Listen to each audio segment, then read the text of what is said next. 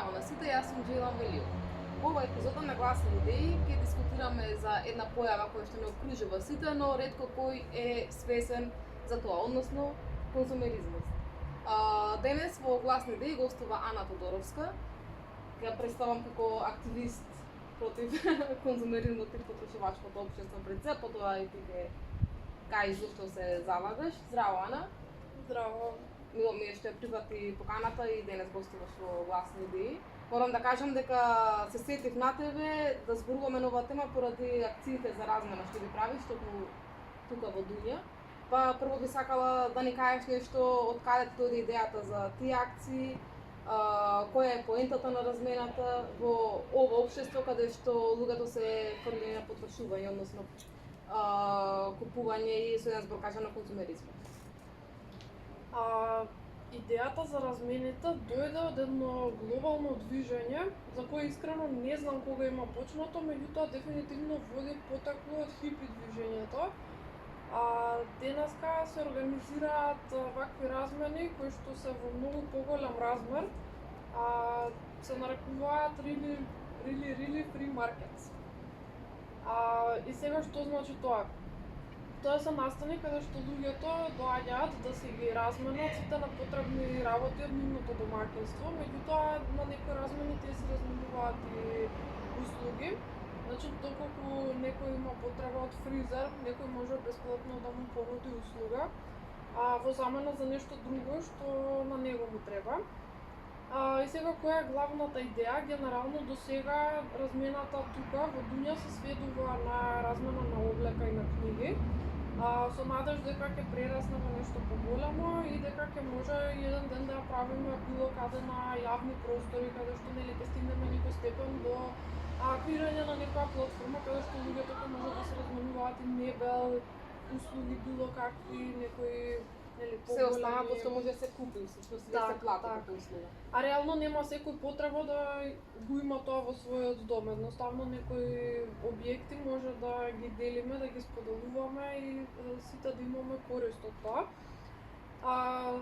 Во позадина на оваа идеја всушност е протестот на конзумеризмот. Исто така свесноста дека конкретно со оваа акција нема да се смени светот и нема да падне конзумеризмот, меѓутоа нејзината идеја да потикне свесност луѓето малку да почнат да размислуваат за предметите кои што ги користат, за начинот на кој што живеат, конкретно управувањето со ресурсите на планетата.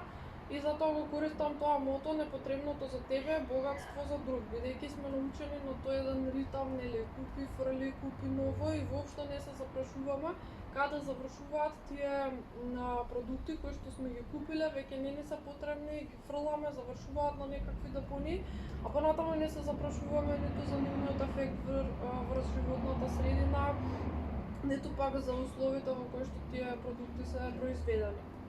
Да, токму за условите бас сакав да се надобрзам.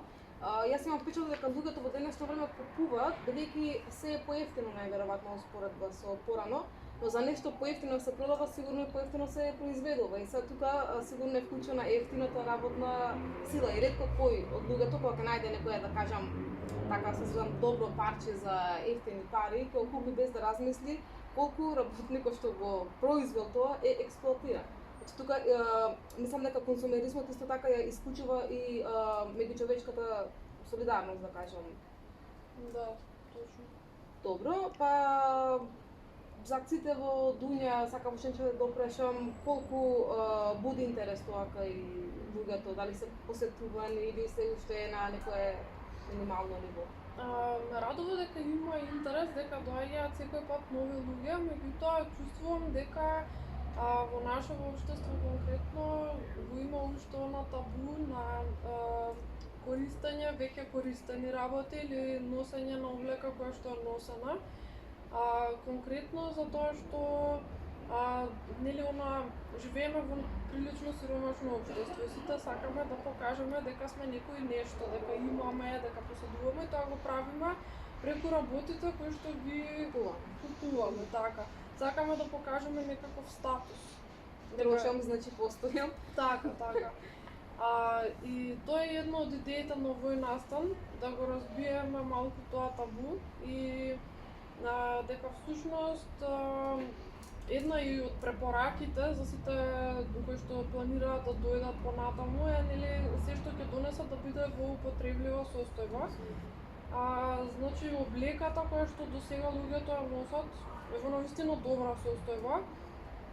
Книгите исто така може да се најдат некои прилично стари книги кои што нема во продавница да се најдат. Има многу интересни книги за готвење, поезија, било што може да се најде, кој што може да ни послужи ако сакаме да го задржиме, ако не може да го вратиме на следната размена и на тој начин правиме тие некои објекти за кои што веќе се потрошени ресурси за производство, постојано да циркулираат во И заедницата. да се употребуваат од луѓе кои што во тој момент имат потреба од тоа нешто. И да не се нели приврзуваме за тие нешто, едноставно ги користиме додека ни се потребни и понатаму ги враќаме за да може некој друг да има некаква корист од тој објект. Добро, тогаш да преминеме на главната тема на консумеризмот, да ни кажеш нешто за самиот концепт на консумеризмот и историски од каде потекнува, па како се развива тоа. Консумеризмот, пред да дојдам, барав точно да видам како се дефинира, има многу дефиниции, меѓу кои што некои концепти подразбираат дека консумеризмот е идеја која веќе можеби е на ниво на идеологија предана, која што потенцира дека колку што повеќе има потрошувачка во едно општество, толку повеќе ќе има економски раст и дека ќе има поголем развој во тоа општество. Исто така се поврзува и со степенот на растење на добросостојбата на луѓето и на нивото на среќа. Некои други дефиниции вклучуваат дека консумеризмот ги заштитува интересите на потрошувачот, ама мислам дека после разговоров ќе видиме дека всушност ги заштитува интересите на корпорациите и на бизнисите. Сега интересно е тоа што свеста и концептот за човекот како потрошувачко суштество се јавува негдека во 20-тите години. Пред тоа луѓето го немаат тој концепт на трошење поради трошење.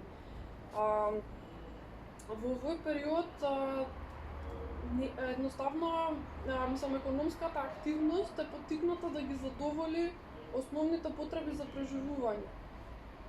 И некада во тој период околу Првата светска војна, нешто претходно, и со помош нели на индустријската револуција, почнува да се јавува таа свесност дека човекот е потрошувачко суштество, односно тогаш се некои почетоци кога обичните мали продавници и традиционалниот начин на производство почнува да се шири, и она нели да се прават погони, хали, да се произведува веќе вишок на продукти надвор тоа што е потребно, да се види дека може да се прави дополнително профит од тоа.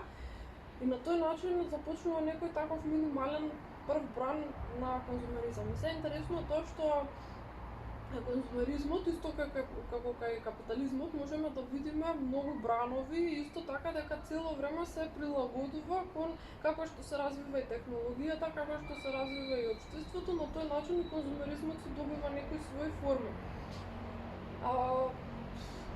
Например, порано, да речеме, пред да се појави тој некој прв бран, не е дека немало некои предмети кои што се сметале како луксузни, меѓутоа нели тие предмети до нив имале пристап само највисоките слоеви на општеството. Аристократијата би реклели.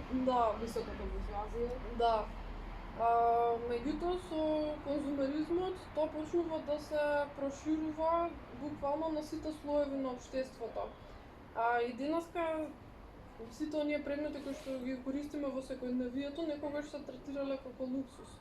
И сега не е поентата нели ние да се откажеме од свеживо и да се вратиме, не знам, само на лепи помпери јадење, меѓутоа идејата е да разграничиме што е вистинска потреба во моментот, значи за основните животни потреби. И што е единство. Така, да. А што е вишокот или зошто користиме нешто, да ја најдеме вистинската своја мотивација за потреба на тие некои работи. И како што спомнав, нели си има многу свои фази, свои облици, при што интересно е кога ќе посматраме низ историјата,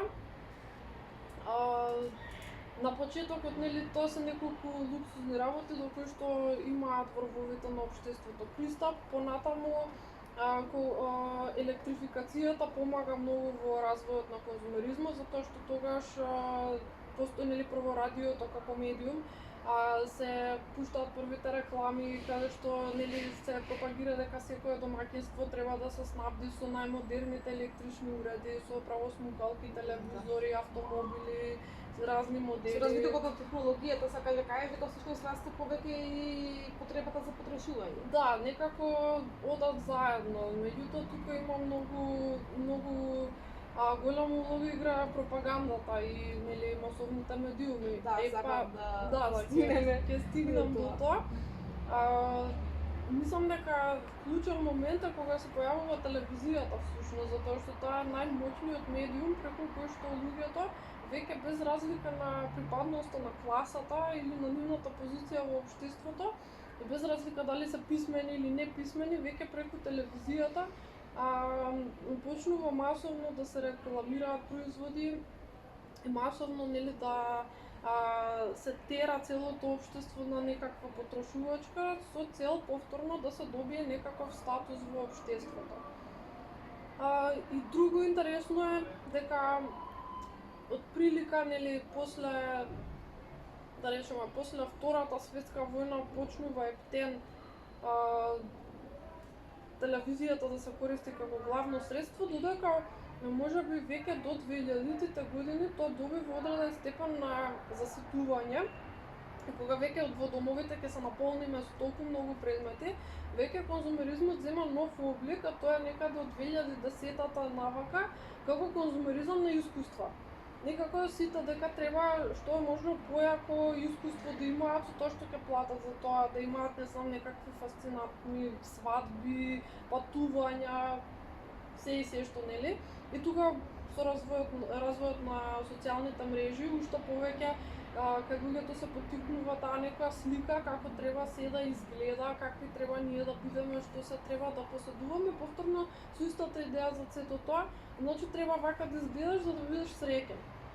И улогата на сите тие, нели, денес инфлуенсери кои што реално не го живеат тој живот што ние го гледаме на социјалните мрежи. Апсолутно. Додека го зборуваш ова, значи единствено што може да се свати е улогата на маркетингот ствари. И сега зборуваше за улогата на маркетингот, но до кој степен вие врз свеста и врз таа потрошувачка свест на луѓето? Влие до најдлабокиот степен, значи ние не сме ни свесни, логично, бидејќи влие на многу подсвесно ниво. Директно допира маркетингот и сите тие стратегии на пропагандата директно во нашето несвесно. И тоа не е нешто ново.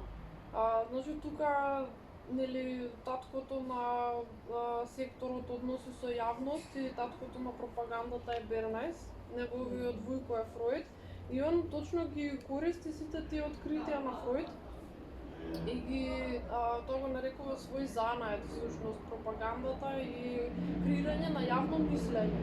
И тоа го прави многу добро. Значи сите тие техники кои што Бернайс ги измислува во тоа време се користат до ден денеска, но на многу пософистициран начин.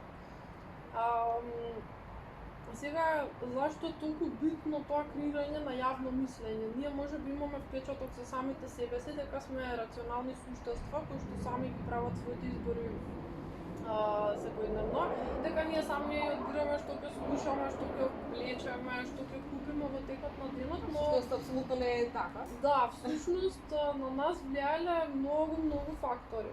Тоа е тоа што Бернес го нарекува невидлива влада, дека всушност тие контролираат со нашите избори. Во позадина, значи, постојат некои луѓе кои што веќе одлучиле ние што ќе гледаме и кој ќе биде следниот тренд, а ние не сме ни свесни дека тоа се случува, и мислиме дека тоа е наш собствени личен избор. И он многу добро го знаел Тоа дека, мислам, зошто конкретно нели не се рекламира нешто како купи го ова и ова, туку треба да се смени целото јавно мислење за одреден производ, поврзан со одреден производ, за да биде тој пожелен во општеството. И посакувани со Посакуван. потрошувачите. Така. Значи, буквално логиката е, ако направиш нешто да биде пожелно во општеството, поради нашата потреба за припаѓање, значи сите нели сме дел од било каква група, можеме да се поделиме на било, не знам, на милиарда различни групи со кои што се идентификуваме. За ние да припаѓаме во таа група, мораме да ги посакуваме тие работи кои што се прифатливи за таа група и кои што се пожелни за таа група. И ова е моментот на манипулација и моментот како функционира маркетингот и како функционира нели целата пропаганда за одреден производ. Тука сакам да споделам еден многу, мислам, познат е примерот, меѓутоа многу пластично објаснува кога Бернес работи за кампања работи за Lucky Strike цигарите. И значи во тоа време, тоа околу 30-тите години, значи почнува пиарот да се развива како дисциплина и многу експериментална во тој период, нели додека да се стабилизира, да се види што функционира, што не. И мене ми е многу интересен овој пример, затоа што она баш пластично се гледа колку тој, значи не влие само на тоа да се промовира производот, туку тој влие врз сите можни сегменти во општеството што се поврзани со жената, за да го пласира тоа како производ, како да биде пожелен за жената. Сега значи Lucky Strike нели го најмува да ја тера кампањата и сака Lucky Strike да го прошири својот пазар. И како ќе го прошири, значи треба жените да станат дел од пазарот. Да станат пушачи. Да станат пушачи. Генерално само мажите. Да, само мажите биле пушачи и мислам имало и жени пушачи, меѓутоа сликата за жена што пуши се гледало како некоја многу неморална жена. Исто така имало табу за да се пуши во јавност. И сега што се случува? Дополнително на овие две табуа и Lucky Strike кутијата има зелена боја. Во моментот таа боја, значи кај жените била максимално непопуларна, непосакувана. Значи Едвард Бернес во тој Зашто била момент, непосакувана? не знам, во тој период едноставно не била модерна таа боја конкретно, а Lucky Strike цигарите биле зелени. И сега било многу скапо за они да го менуваат пакувањето за да стане привлечно за Ја жените. направи, претпоставувам, зелената боја прифатлива за жените, така? Точно, со тоа што како го направи тоа, значи Бернес ги убедува модните дизајнери значи да направат токму таа нијанса како Lucky Strike, да биде бојата за таа сезона. се зима зелена сезона. Да, и ги убедува дизајнерите да вметнат од таа боја во своите креации и потоа они прават една зелена гала вечер, каде што присуствуваат сите трендсетери во тоа општество во тоа време, исто како сега да земеме некои инфлуенсери од социјалните мрежи и нели да ја облечат таа зелена боја. И на тој начин почнуваат нели тие да влијаат врз јавното мислење, односно кај таргет групата жените во тоа општество. Тоа е едниот дел, значи ја менува комплетно нели перцепцијата, а вториот дел е сега како да направи да биде прифатливо за жените да пушат во јавност. Некоја жена во зелено пушела цигара. Близко. Во Америка има као великденска парада и најмува неколку девојки кои што на таа парада ќе запалат Lucky Strike цигари и ќе бидат фотографирани, нели тоа ќе се шири. И во оваа кампања тогаш значи се надоврзува целава идеја на феминизмот, на ослободување на жените, на еднаквост со мажите. И тогаш цигарите се нарекуваат факели на слободата. Значи тоа се на таа парада затоа што присуствуваат сите, буквално сите се излезени надвор и овие се демек бунтовниците, непослушните, оние ги палат цигарите и значи ние сме слободни жени. И се ова е многу убав и пластичен пример затоа што сам гениално е направено како нели да стане нешто прифатливо како продукт, затоа што со самиот продукт не се продава продуктот сам по себе и неговата корисност, туку Прво се идејата ти идејата станува блиска, нели, па Тоа е. потоа ти сам одлучуваш дали ќе пушиш или не. А претходно ако нешто ти било далечно, сега ти е ствари така е. блиско Всушност прифатлив. ние го прифаќаме тоа поради тоа што продуктот го представува. Значи ете во жените значи само да виделе не знам купила кистрек ништо немало да успее тоа. Значи они кога ќе запалат цигара во тоа време, они во моментот се слободни, независни, равноправни, значи тоа е идејата што тие ја купуваат. И сега ова е многу интересно затоа што како што нели самиот Берни се изјавува дека луѓето многу често се однесуваат, значи манифестираат некакви мисли или образци на однесување кои што се длабоко потиснати во нив и кои што се неприфатливи од општеството. И овој денешен маркетинг, значи надграден на тој маркетинг од тогаш, ги таргетира токму тие некои потиснати желби, Апсолутно. со тоа што ние ги задоволуваме денеска на символичен начин. Исто како што нели се прави со купување на автомобили и зашто се купува одреден тип на автомобил, не поради неговата практична вредност или не знам технички перформанс, туку затоа што одреден автомобил асоцира на одредена припадност на дали е класна, дали не знам. Класно е веројатно. Так. Значи ние реално нема со тој автомобил да ја задоволиме таа потреба. Уште посилно, уште помоќно, Да. поголемо, поскапо, што да ради. Епа, тука има еден интересен момент, дека истражувањата технички ова е направено во 70-тите години, има едно истражување кое што покажува дека луѓето кога ќе ги задоволат своите основни потреби, значи за храна, за облека, за солниште, нели се што ни е основна потреба, дополнителното акумулирање на предмети веќе не носи среќа. И тука е улогата на маркетингот и нели на целиот тој пиар да те држи во постојано чувство на незадоволство, бидејќи ти ако си задоволен... Ама и надеж за задоволување на тие Така, потреби. да. Значи, бидејќи Да. нели ако постојано купуваш, а си незадоволен, имаш надеж дека со следното купување, со следното не знам што патување, слично дека ќе стане среќна. Да, и постојано си во некаква потрага и постојано нешто бркаш, а всушност акумулираш и ништо не го задоволува тоа. А добро, мислам нели може нешто материјално да те задоволи, тоа духовна среќа ако да кажеме ја бараме. Е сега ова мислам што го зборуваме за конзумеризмот, сигурно не може, сигурно претпоставувам дека не може да обстои во било каков систем, туку во системи каде што профитот е целта, нели, на економски системи што се поставени на профита, пред ти спомнаваш и за капитализмот. И сега, која е според тебе врската помеѓу конзумеризмот и капитализмот? Еве јас лично, капитализмот не можам да го замислам без конзумеризам, а конзумеризмот не можам па без капитализам да го замислам. Па кога ќе видиме консумеризмот и се раѓа во капитализмот и може да кажеме дека му е дете на капитализмот и дека е буквално маслото што ја подмачкува капиталистичката машина цело време да врти. Устари во кои точки се допираат, кои точки им се заеднички.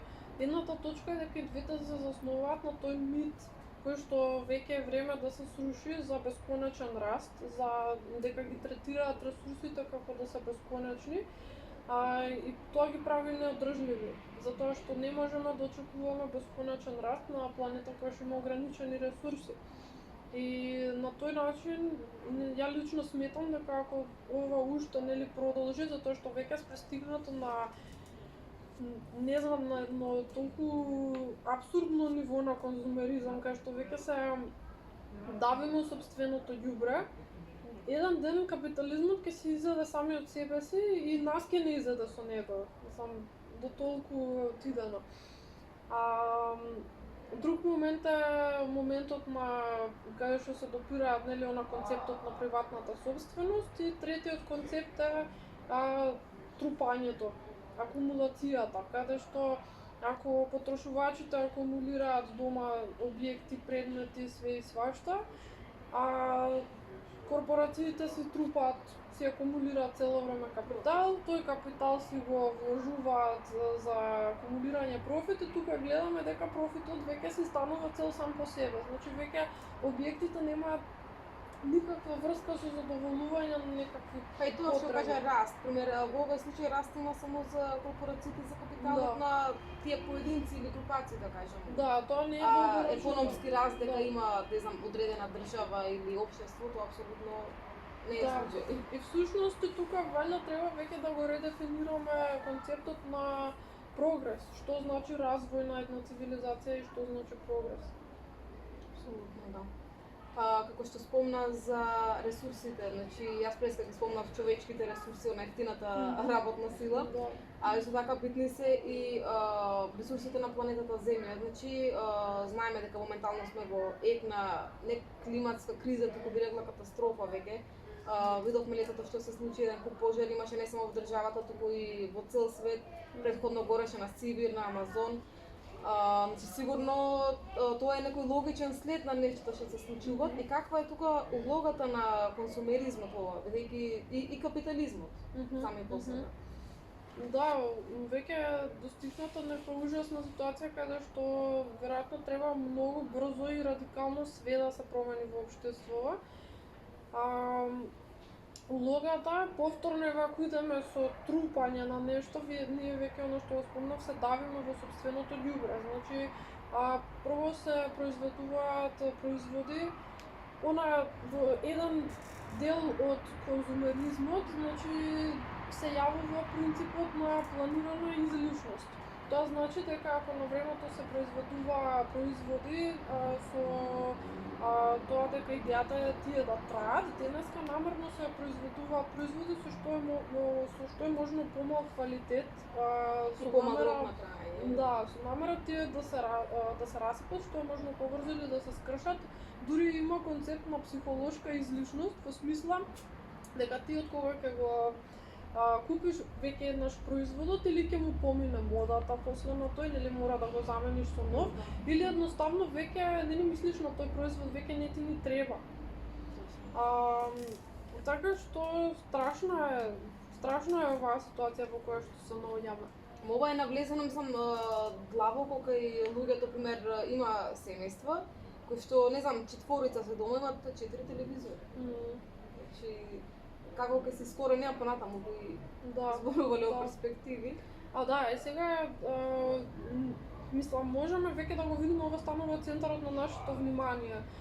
Се произведува од неодржливи материјали, значи нашата облека се произведува од пластика, свеживо се произведува од пластика. Пластиката е неодржлив материјал кој што не може, дури рециклирањето веќе не е опција. Единствена логична причина е да се престане со производство.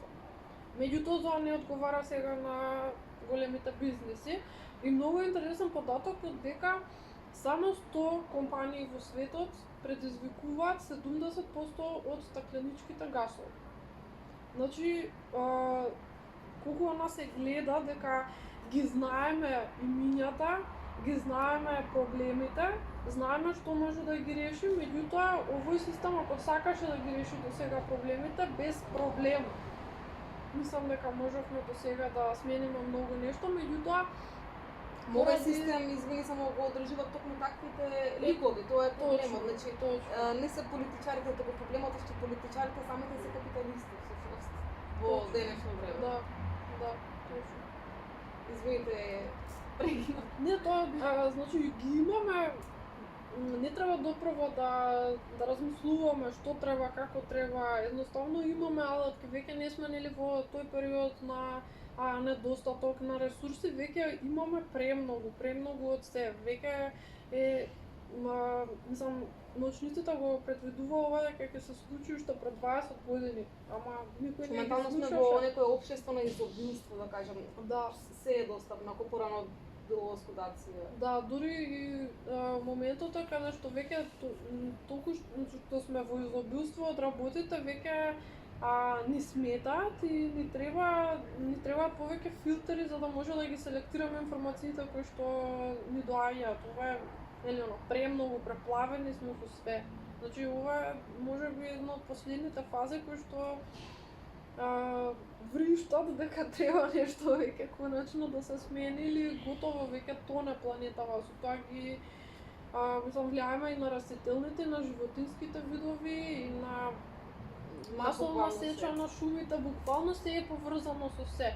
Нели и транспортот кој што се одвива, можеби и сега со короната кога малце се намали човечката активност, видовме дека планетата има способност Да се постепено да регенерира, регенерира, меѓутоа не со брзината со која што ние Ја одиме загадуваме. и уништуваме, така.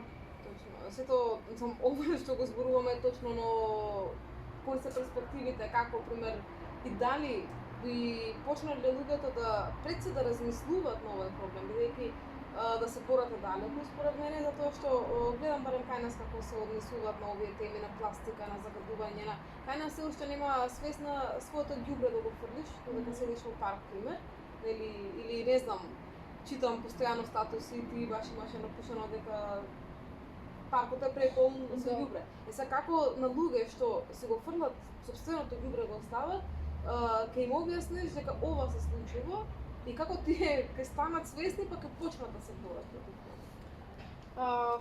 Ја не мислам дека сите луѓе треба да станат сега свесни, ако почнеме тоа да го правиме, ќе треба, нели, едукација секогаш е добра дојде на работа, меѓутоа за ова немаме баш многу време и за едукација ќе треба многу Ма години. масовност е потребна. Да, исто. меѓутоа да, масовност е потребна.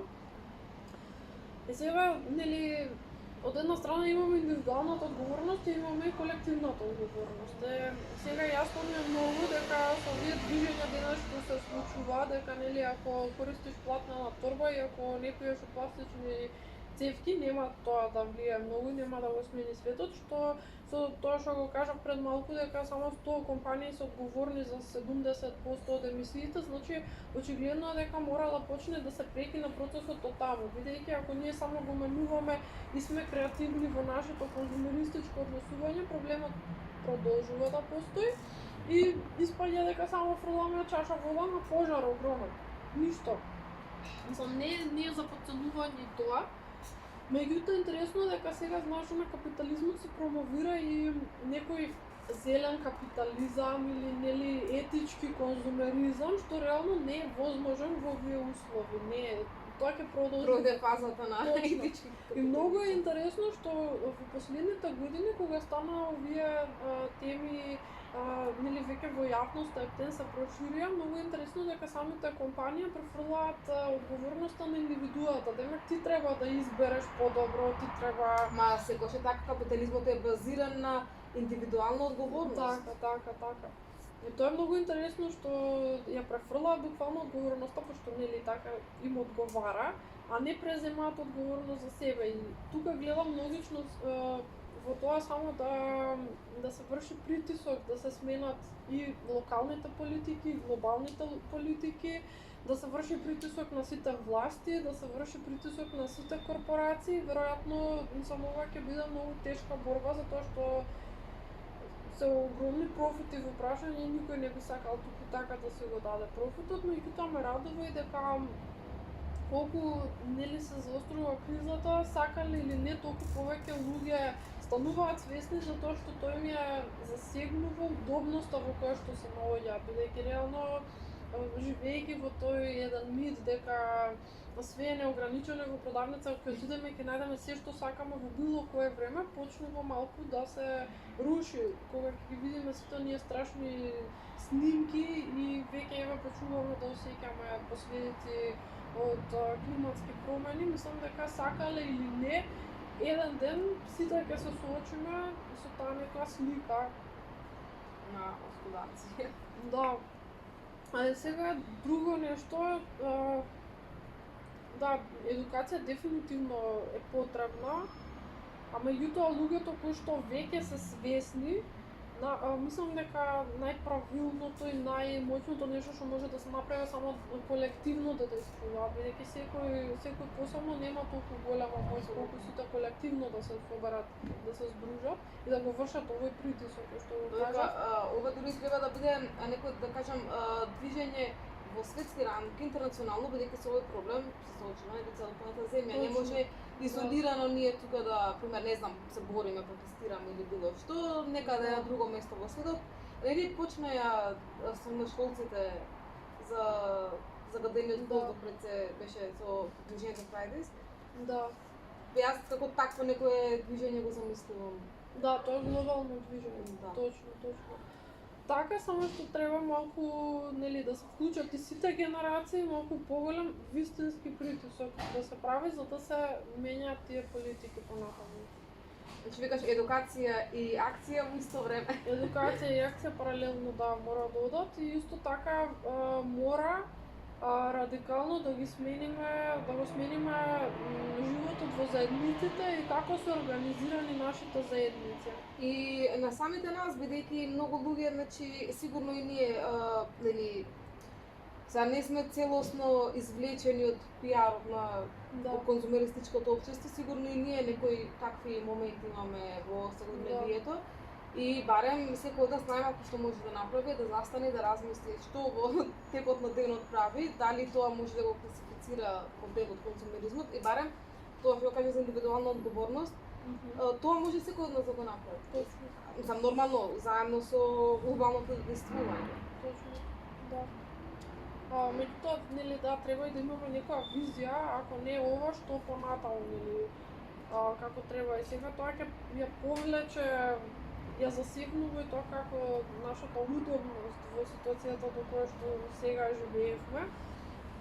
Мислам дека доста одговори може да се најдат во движењето за она degrowth, одраст, како да се преведува. Затоа што токму тоа го преиспитува целиот тој концепт и мит на економскиот раст, кој што всушност е фикција, или не е нешто што е одржливо на оваа планета. Исто така сметам дека треба и да се намали работното време, и да се намали општо човечката активност, затоа што од една страна имаме премногу од се, а со оваа постојана активност дополнително и загадуваме, нели, она и сите ги видовме последиците од нашата активност врз климатските промени. И она радикално треба да ги смениме односите во заедниците во кои што живееме. Ти благодарам. Ако имаш да додадеш се нешто, за крај јас немам друго што да те прашам, мислам дека добро ја опфативме темата имајќи го пред концептот на емисијата. Фала за поканата, многу ми беше да учествувам. Фала за тебе. Почитувани гледачи, за повеќе емисии следете на YouTube каналот Гласни идеи.